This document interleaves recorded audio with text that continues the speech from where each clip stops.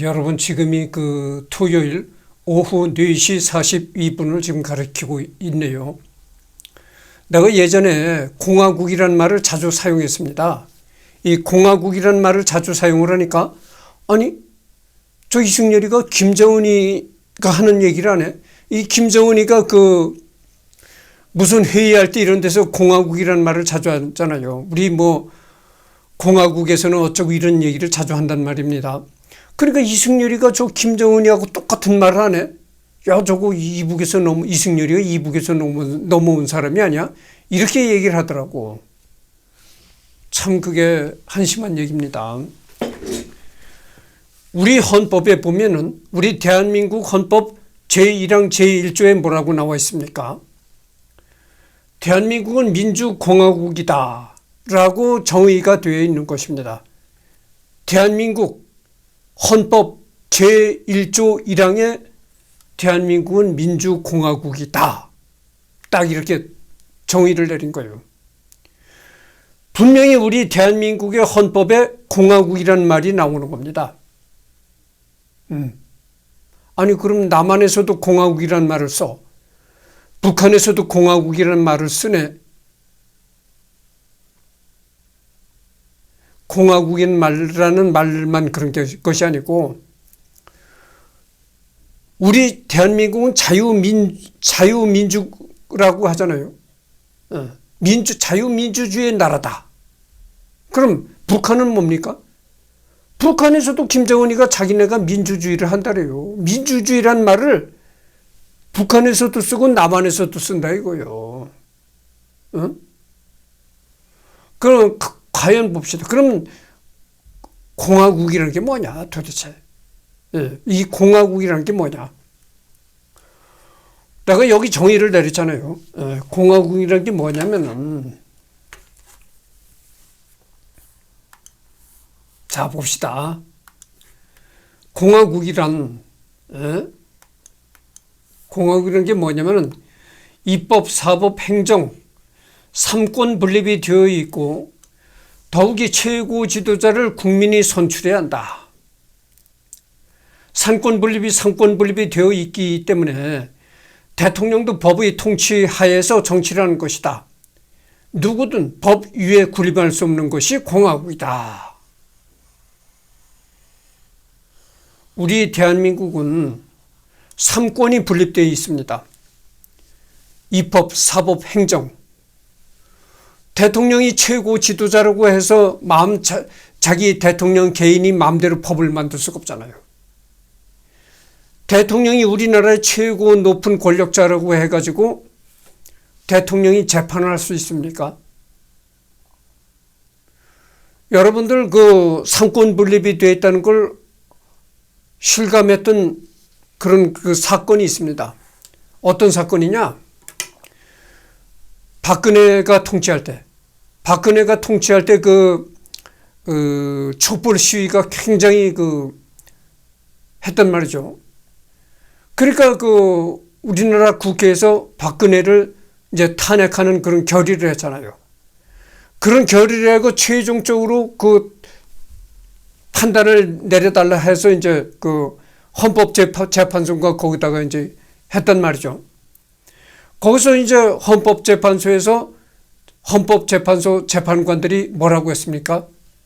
박근혜를 파면한다 땅 때렸잖아요. 그래서 박근혜를 탄핵한다 이렇게 박근혜를 이 시간부터 박근혜를 대통령직에서 파면한다 땅 때렸잖아요. 이정희 대법관인지 그 순간 박근혜가 대통령직을 잃어버린 겁니다. 아무리 최고 높다는 대통령도 헌법재판관이 박근혜를 탄핵한다 땅 때리니까 대통령직이 떨어져 버린 거예요. 그러나 우리나라는 그러니까 진짜 공화국이다 이거예요. 제대로 된 공화국이다. 그런데 북한을 봅시다. 북한 김정은이를 탄핵할 수가 있나요? 아니 북한 김정은이를 파면시킬 수가 있나요? 파면시킬 수가 없잖아요. 그거는 공화국이 아니다 그거예요. 공화국. 제대로 된 공화국이 아닌데도 불구하고 북한이 공화국이다 이렇게 떠드는 거예요. 북한은 제대로 된 공화국이 아닙니다. 내가 분명히 얘기하지만 공화국이라는 것은 북한도 공화국이라는 말을 사용하고 남한도 공화국이라는 말을 사용합니다. 민주주의라는 것도 북한도 자기네가 민주주의를 한다래요. 그러잖아요. 조선민주주의 인민공화국이라는 게 북한의 공식 명칭입니다. 그러니까 북한에도 민주주의라는 용어를 사용하는 거예요. 남한에도 민주주의라는 용어를 사용하는 거예요. 거듭 얘기하지만 공화국이란 것은 입법, 사법, 행정 세 가지 권력이 이렇게 분산되어 있어야 된다 이거죠. 분산되어 있고 최고 지도자를 국민이 선출해야 된다 이거죠. 국민이 선출해야 된다. 국민의 뜻에 따라서 최고 지도자도 갈아칠 수 있어야 돼. 그것이 진정한 공화국이다 이런 얘기입니다. 상권 분립이 되어 있기 때문에 대통령도 법의 통치하에서 정치를 한 것이다. 아무리 대통령이라 하더라도 법 위에 군림하는 것은 아닙니다. 법이 정한 그 한도 내에서 통치를 해갈 뿐이에요. 그것이 공화국입니다.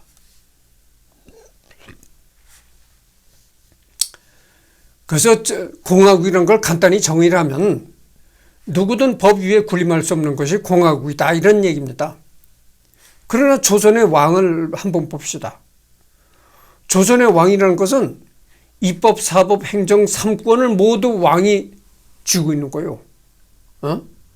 입법, 사법, 행정 모든 권한을 왕이 쥐고 있다 이거예요. 그게 바로 조선시대 왕입니다. 왕이 저놈 죽여. 그 바로 죽이는 거예요. 재판 그러니까 왕의 말이 법이다 이거죠. 그리고 왕이라는 건 조선시대 왕이라는 건 생사 여탈권을 쥐고 있는 거예요. 그래서 그리고 조선시대 왕을 뭐 국민이 이렇게 갈아칠 수가 있습니까? 국민이 선출한 게 아니잖아요. 혈통제로 내려오는 것이지 국민이 선출한 것이 아닙니다. 그러니까 이 조선시대와 이 북한과 상당히 비슷하다 이런 얘기죠. 따라서 지금 공화제 국가의 시각으로 조선 왕을 비판할 수 없다 이런 얘기입니다. 그러니까 어떻게 되겠습니까? 지금 21세기 지금 대한민국 그런 그 시각으로 조선 왕을 비판할 수 없다 이런 얘기예요. 조선시대와 지금 21세기 대한민국은 확연히 국가가 다른 국가입니다.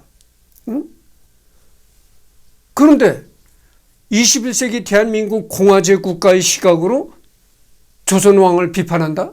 그거는 잘못된 겁니다.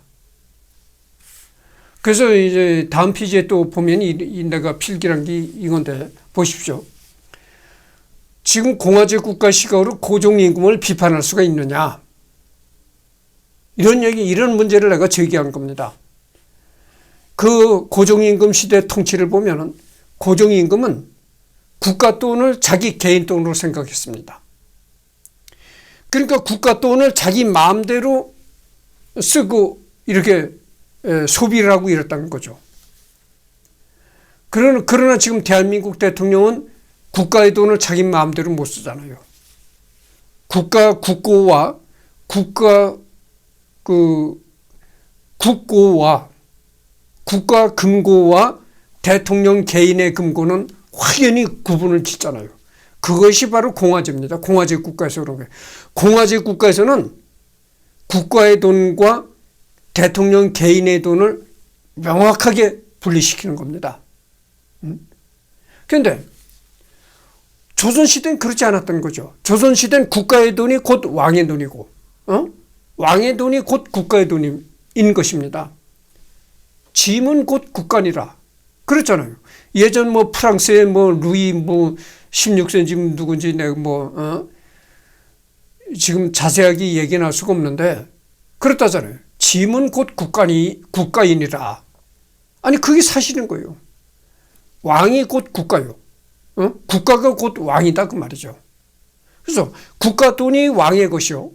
왕의 것이 국가의 것이다. 그런 얘기예요. 그러니까 국가와 왕은 동일시된 겁니다. 동일. 지금 대통령은, 지금 공화제 국가의 대통령은 국가와 대통령이 완전히 분리되어 있잖아요. 어? 그렇잖아요. 우리가 충성한다고 할 때 왕이 저 대통령한테 충성한다고 그러지 않잖아요. 국가에 충성한다 이러잖아요. 그래서 태극기를 보면 이렇게 경례를 총성 이렇게 올리고 그러잖아요. 군인도. 그러나 이렇게 경례를 붙이면서 대통령에게 충성 이르지 않잖아요. 국가에 충성 이루는 겁니다. 그래서 보면은 이걸 비판하는 사람들이 많아요. 고정임금은 국가의 돈을 자기 개인 돈으로 활용했다. 이런 점 때문에 이 고정임금을 비판하는 사람들이 많습니다. 그런데 이 점은 비판해서도 안 되고 비판할 수도 없다 이런 얘기를 내가 하고 싶은 거예요.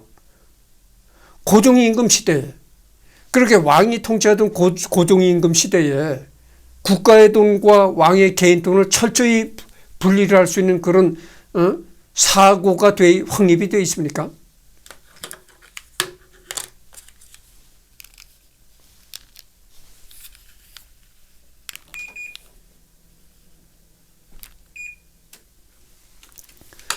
고정임금 시대는 그런 이 생각 자체가 확립이 안 돼 있을 때다 그 말이에요. 그러니까 그땐 당연히 그게 당연하게 생각했던 거예요. 국가 돈이 왕의 것이요. 왕의 돈이 국가의 돈이란 걸 당연하게 생각했던 거예요. 그렇잖아요. 북한도 그렇잖아요. 북한도. 북한의 돈이 곧 김정은이 돈이요. 김정은이 돈이 곧 북한 돈이다. 조선민주주의 인민공화국과 김정은이는 똑같은 존재다 이 말이에요. 응? 그래서 김정은이가 그 북한의 국고를 어디다 썼습니까? 북한의 국고를 기쁨조 야한 그 여자들이 입는 그 야한 팬티 있잖아요. 섹시한 팬티. 그런 섹시한 팬티를 기쁨조들이 입는 그런 섹시한 팬티를 뭐 굉장히 거액을 주고 뭐 외국에서 또 수입해 왔다고 하잖아요. 자기 돈으로 수입한 게 아닙니다. 북한 돈으로 수입한 거예요. 국고의 돈이 자기 것이요. 자기 돈이 국고의 것이다 이런 얘기죠. 그걸 어떻게 비판할 수 있습니까? 응? 지금은 그래도 지금은 현대 시대의 그런 통치를 하니까 김정은이 저놈 나쁜 놈이다 이렇게 비판할 수는 있어요. 그렇지만 지금과 같은 현대가 아니고 200, 300년 전에 그런 통치를 했을 때는 그걸 비판할 수가 없는 거예요. 그 시대는 그것이 당연했던 거예요. 그런데 지금의 생각으로 그 시대를 비판할 수 있나요?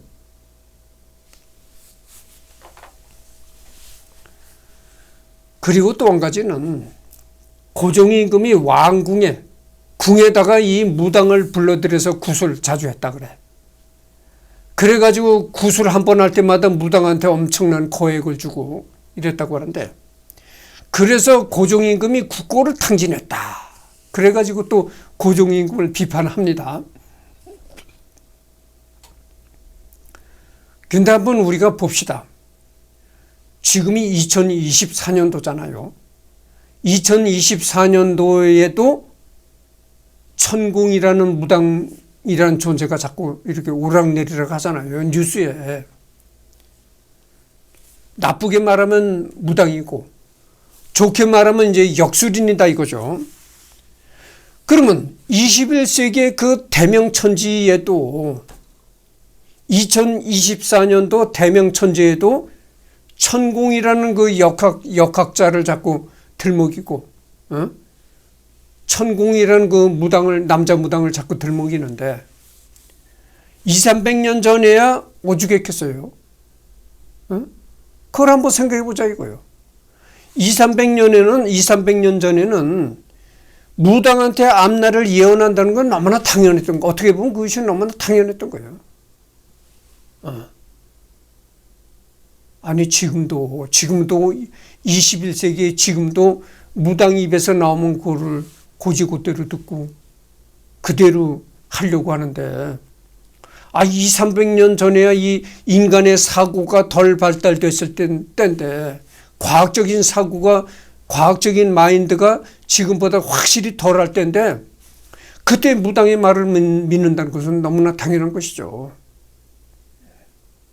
그러니까 고종임금이 국고를 자기 개인 돈으로 활용을 했다. 이것도 비판할 수가 없는 거고, 또 고종임금이 궁에다가 무당을 불러들여서 구판을 자주 벌였다. 이것도 비판할 수가 없는 얘기다. 이런 얘기예요. 이런 거를 비판하는 것은 지금의 시각으로 비판하는 것이죠. 지금의 시각으로 역사를 비판할 수가 있나요? 그럴 수는 없는 겁니다. 그래서 전봉준이가 지금 6회째인지 하여튼 지금 그렇게 나가 있거든요. 그래서 전봉준이를 하기 전에 이 서론적으로 내가 여러 가지 얘기를 했습니다. 근데 이 전봉준이라는 그런 혁명가를 얘기하기 전에 여러 가지 이제 서론적인 얘기를 했는데, 이 서론적인 얘기가 끝났습니다. 이제 다음부터는 완전히 이제 전봉준이라는 본론으로 돌아가서 이제 전봉준이 일생에 관해서 얘기를 하도록 하겠습니다. 그러니까 내가 얘기한 요점을 간추려 보자면 이런 얘기입니다. 고종임금을 지금과 같은 공화제 국가의 시각으로 비판할 수 없다, 이런 얘기입니다. 그리고 조선이 망한 것은 운명이었다, 이렇게밖에는 얘기할 수가 없다, 이런 결론을 내리고, 다음에는 이 전봉준에 관해서 진짜 본론으로 들어가도록 하겠습니다.